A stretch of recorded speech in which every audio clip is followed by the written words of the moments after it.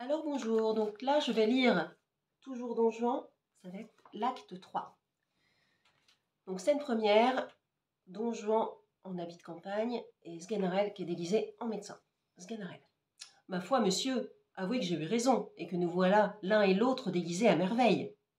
Votre premier dessein n'était point du tout à propos, et ceci nous cache bien mieux que tout ce que vous vouliez faire. Il est vrai que te voilà bien, et je ne sais où tu as été déterrer cet attirail ridicule. Oui, c'est l'habit d'un vieux médecin qui a été laissé en gage au lieu où je l'ai pris, et il m'en a coûté de l'argent pour l'avoir.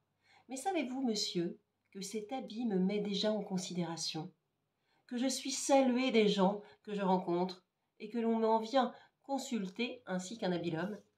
Comment donc? 5 ou 6 paysans et paysannes, en me voyant passer, me sont venus demander mon avis sur différentes maladies. Tu leur as répondu que tu n'y entendais rien. Moi, point du tout. J'ai voulu soutenir l'honneur de mon habit. J'ai raisonné sur le mal et leur ai fait des ordonnances à chacun. Et quel remède encore leur as-tu donné? Ma foi, monsieur, j'en ai pris par où j'en ai pu attraper. J'ai fait mes ordonnances à l'aventure, et ce serait une chose plaisante si les malades guérissaient et qu'on m'en vint remercier. Et pourquoi non? Pour quelle raison n'aurais-tu pas les mêmes privilèges qu'ont tous les autres médecins? Ils n'ont pas plus de part que toi aux guérisons des malades, et tout leur art est pure grimace. Ils ne font rien que recevoir la gloire des heureux succès, et tu peux profiter comme eux du bonheur du malade, et voir attribuer à tes remèdes tout ce qui peut venir des faveurs du hasard et des forces de la nature. Comment, monsieur, vous êtes aussi impie en médecine? C'est une des grandes erreurs qui soit parmi les hommes. Quoi? Vous ne croyez pas au séné, ni à la casse, ni au vin émétique? Et pourquoi veux-tu que j'y croie? Vous avez l'âme bien mécréante. Cependant, vous voyez depuis un temps que le vin émétique fait bruire ses fuseaux. Ces miracles ont converti les plus incrédules esprits. Et il n'y a pas 3 semaines que j'en ai vu, moi qui vous parle, un effet merveilleux. Et quel? Il y avait un homme qui, depuis 6 jours, était à l'agonie. On ne savait plus que lui ordonner et tous les remèdes ne faisaient rien. On s'avisa à la fin de lui donner de l'émétique. Il réchappa, n'est-ce pas? Non, il mourut. L'effet est admirable. Comment? Il avait 6 jours entiers qu'il ne pouvait mourir, et cela le fit mourir tout d'un coup. Voulez-vous rien de plus efficace? Tu as raison. Mais laissons là la médecine où vous ne croyez point, et parlons des autres choses. Car cet habit me donne de l'esprit, et je me sens en humeur de disputer contre vous. Vous savez bien que vous me permettez les disputes, et que vous ne me défendez que les remontrances. Eh bien, je veux savoir un peu vos pensées à fond. Est-il possible que vous ne croyiez point du tout au ciel? Laissons cela. C'est-à-dire que non. Et à l'enfer? Et tout de même, et au diable, s'il vous plaît. Oui, oui. Aussi peu, ne croyez-vous point l'autre vie? Voilà un homme que j'aurais bien de la peine à convertir. Et dites-moi un peu, le moine bourru, qu'en croyez-vous? La peste soit du fat.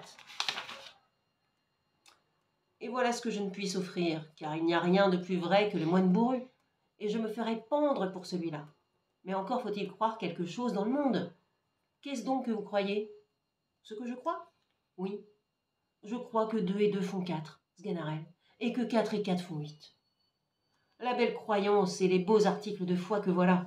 Votre religion, à ce que je vois, est donc l'arithmétique. Il faut avouer qu'il se met d'étranges folies dans la tête des hommes, et que pour avoir bien étudié, on est bien moins sage le plus souvent, pour moi. Monsieur, je n'ai point étudié comme vous. Dieu merci, et personne ne saurait se vanter de m'avoir jamais rien appris. Mais avec mon petit sens, mon petit jugement, je vois les choses mieux que tous les livres, et je comprends fort bien que ce monde que nous voyons n'est pas un champignon qui soit venu tout seul en une nuit. Je voudrais bien vous demander, qui a fait ces arbres-là, ces rochers, cette terre et ce ciel que voilà là-haut? Et si tout cela s'est bâti de lui-même, ou voilà vous, par exemple, vous êtes là, est-ce que vous vous êtes fait tout seul? Et n'a-t-il pas fallu que votre père ait engrossé votre mère pour vous faire? Pouvez-vous voir toutes les inventions dont la machine de l'homme est composée, sans admirer de quelle façon cela est agencé l'un dans l'autre? Ses nerfs, ses os, ses veines, ses artères, ce poumon, ce cœur, ce foie, et tous ces autres ingrédients qui sont là et qui... Oh dame, interrompez-moi donc, si vous voulez. Je ne saurais disputer si l'on ne m'interrompt. Vous vous taisez exprès et me laissez parler par belle malice. J'attends que ton raisonnement soit fini. Mon raisonnement est qu'il y a quelque chose d'admirable dans l'homme, quoi que vous puissiez dire, que tous les savants ne sauraient expliquer. Cela n'est-il pas merveilleux que me voilà ici et que j'ai quelque chose dans la tête qui pense 100 choses différentes en un moment et fait de mon corps tout ce qu'elle veut?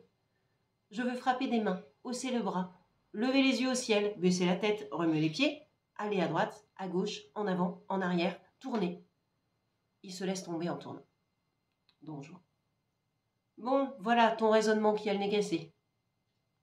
Morbleu, je suis bien sot de m'amuser à raisonner avec vous. Croyez ce que vous voudrez. Il m'importe bien que vous soyez damné. Mais tout en raisonnant, je crois que nous sommes égarés. Appelle un peu cet homme que voilà là-bas pour lui demander le chemin. Oh là! Oh, l'homme! Oh, mon compère! Oh, l'ami! Un petit mot, s'il vous plaît. Scène 2. Don Juan, Sganarelle et Francisquet. Sganarelle. Enseignez-nous un peu le chemin qui mène à la ville. Le pauvre. Oh, vous n'avez qu'à suivre cette route, messieurs, et détourner à main droite quand vous serez au bout de la forêt. Mais je vous donne avis que vous devez vous tenir sur vos gardes, et que depuis quelque temps, il y a des voleurs ici autour. Don Juan. Je te suis bien obligé, mon ami, et je te rends grâce de tout mon cœur. Le pauvre. Si vous vouliez, monsieur, me secourir de quelque aumône.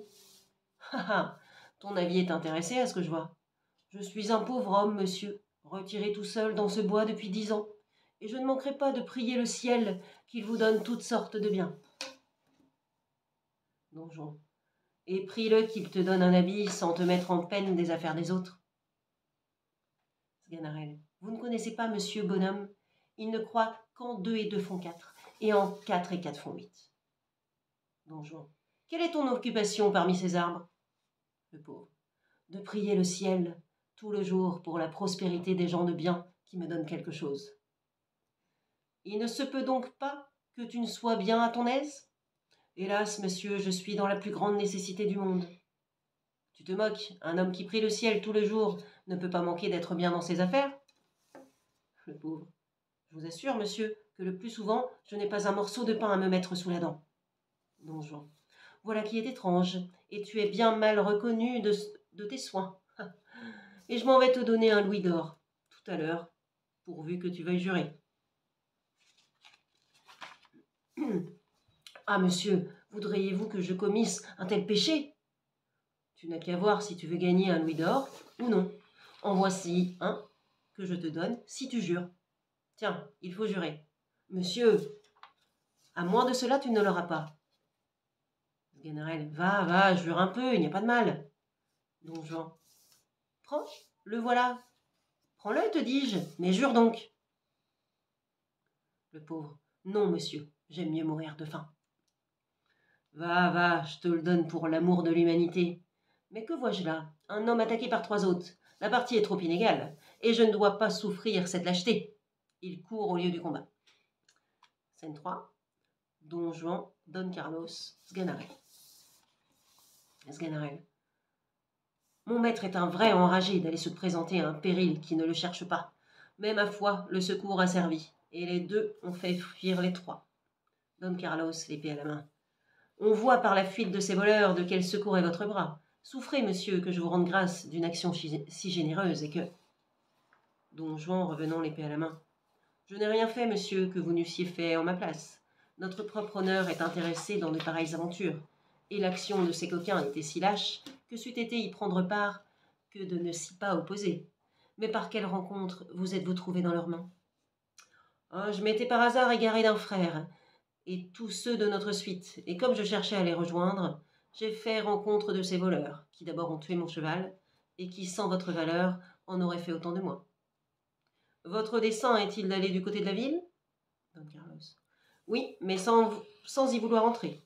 Et nous nous voyons obligés, mon frère et moi, à tenir la campagne pour une de ces fâcheuses affaires qui réduisent les gentilshommes à se sacrifier, eux et leurs familles, à la sévérité de leur honneur. Don Juan. On a cet avantage qu'on fait courir le même risque et passer aussi mal le temps à ceux qui prennent fantaisie de nous venir faire une offense de gaieté de cœur. Mais ne serait-ce point une indiscrétion que de vous demander Quelle peut être votre affaire? La chose en est au terme de n'en plus faire de secret. Et lorsque l'injure a une fois éclaté, notre honneur ne va point à vouloir cacher notre honte, mais à faire éclater notre vengeance, et à publier même le dessein que nous en avons. Ainsi, monsieur, je ne feindrai point de vous dire que l'offense que nous cherchons à venger est une sœur séduite et enlevée d'un couvent, et que l'auteur de cette offense est un Don Juan Tenorio, fils de Don Luis Tenorio. Nous le cherchons depuis quelques jours, et nous l'avons suivi ce matin sur le rapport d'un valet, qui nous a dit qu'il sortait à cheval accompagné de 4 ou 5, et qu'il avait pris le long de cette côte. Mais tous nos soins ont été inutiles, et nous n'avons pu découvrir ce qu'il est devenu. Don Juan. Le connaissez-vous, monsieur, ce Don Juan dont vous parlez? Non, quant à moi, je ne l'ai jamais vu, et je l'ai seulement ouï dépeindre à mon frère. Mais la renommée n'en dit pas force bien, et c'est un homme dont la vie... Arrêtez, monsieur, s'il vous plaît. Il est un peu de mes amis, et ce serait à moi une espèce de lâcheté que d'en ouïr du mal. Pour l'amour de vous, monsieur, je n'en dirai rien du tout, et c'est bien la moindre chose que je vous doive, après m'avoir sauvé la vie, que de me taire devant vous une personne que vous connaissez. Lorsque je ne puis en parler sans en dire du mal, mais quelque ami que vous lui soyez, j'ose espérer que vous n'approuvez pas son action et ne trouverez pas étrange que nous cherchions d'en prendre la vengeance. Au contraire, je vous y veux servir et vous épargner des soins inutiles. Je suis ami de Don Juan et je ne puis pas m'en empêcher, mais il n'est pas raisonnable qu'il offense impunément des gentilshommes et je m'engage à vous faire raison par lui. Et quelle raison peut-on faire à ces sortes d'injures? Toutes celles que votre honneur peut vous souhaiter. Et sans vous donner la peine de chercher Don Juan davantage, je m'oblige à le faire trouver au lieu que vous voudrez et quand il vous plaira. Cet espoir est bien doux, monsieur, à des cœurs offensés. Mais après ce que je vous dois, ce me serait une trop sensible douleur que vous fussiez de la partie. Je suis si attaché à Don Juan qu'il ne saurait se battre que je ne me batte aussi. Mais enfin, j'en réponds comme de moi-même, vous n'avez qu'à dire quand vous voulez qu'il paraisse, et vous donne satisfaction. Don Carlos. Que ma destinée est cruelle. Faut-il que je vous doive la vie et que Don Juan soit de vos amis? Scène 4. Don Alonze et 3 suivants, Don Carlos, Don Juan et Sganarelle. Don Alonze. Faites boire là mes chevaux, qu'on les amène après nous. Je veux un peu marcher à pied. Au ciel, que vois-je ici? Quoi, mon frère, vous voilà avec notre ennemi mortel? Notre ennemi mortel? Don Juan se reculant de 3 pas et mettant fièrement la main sur la garde de son épée. Oui, je suis Don Juan moi-même, et l'avantage du nombre ne m'obligera pas à vouloir déguiser mon nom. Don Alonze. Ah, traître, il faut que tu périsses, et... Don Carlos. Ah, mon frère, arrêtez. Je le suis redevable de la vie, et sans le secours de son bras, j'aurais été tué par des voleurs que j'ai trouvés. Et voulez-vous que cette considération empêche notre vengeance? Tous les services que nous rend une main ennemie ne sont d'aucun mérite pour engager notre âme. Et s'il faut mesurer l'obligation à l'injure, votre reconnaissance, mon frère, est ici ridicule. Et comme l'honneur est infiniment plus précieux que la vie, c'est ne devoir rien proprement que d'être redevable de la vie à qui nous a ôté l'honneur. Don Carlos. Je sais la différence, mon frère, qu'un gentilhomme doit toujours mettre entre l'un et l'autre, et la reconnaissance de l'obligation n'efface point en moi le ressentiment de l'injure. Mais souffrez que je lui rende ici ce qu'il m'a prêté, que je m'acquitte sur le champ de la vie que je lui dois, par un délai de notre vengeance, et lui laisse la liberté de jouir durant quelques jours du fruit de son bienfait. Non, non, c'est hasarder notre vengeance que de la reculer, et l'occasion de la prendre peut ne plus revenir. Le ciel nous l'offre ici, c'est à nous d'en profiter. Lorsque l'honneur est blessé mortellement, on ne doit point songer à garder aucune mesure, et si vous répugniez à prêter votre bras à cette action, vous n'avez qu'à vous retirer et laisser à ma main la gloire d'un tel sacrifice. Don Carlos. De grâce, mon frère. Tous ces discours sont superflus. Il faut qu'il meure. Don Carlos. Arrêtez-vous, dis-je, mon frère. Je ne souffrirai point du tout qu'on attaque ses jours, et je jure le ciel que je le défendrai ici contre qui que ce soit, et je saurai lui faire un rempart de cette même vie qu'il a sauvée.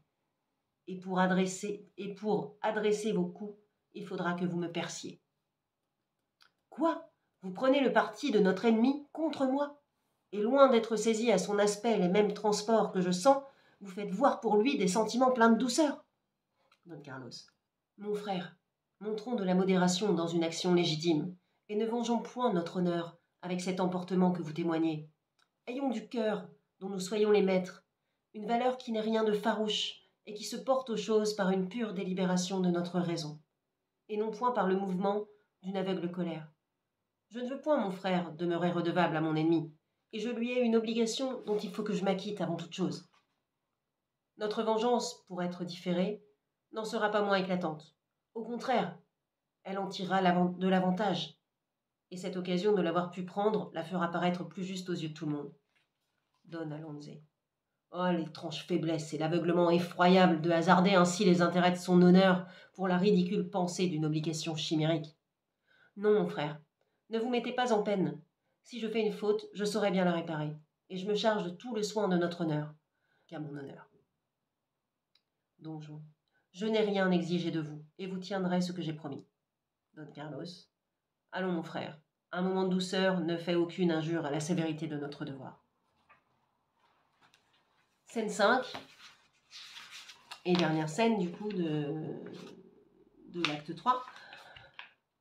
Don Juan et Sganarelle. Don Juan. Oh là, hé, Sganarelle, fait-il ? Comment, coquin, tu fuis quand on m'attaque ?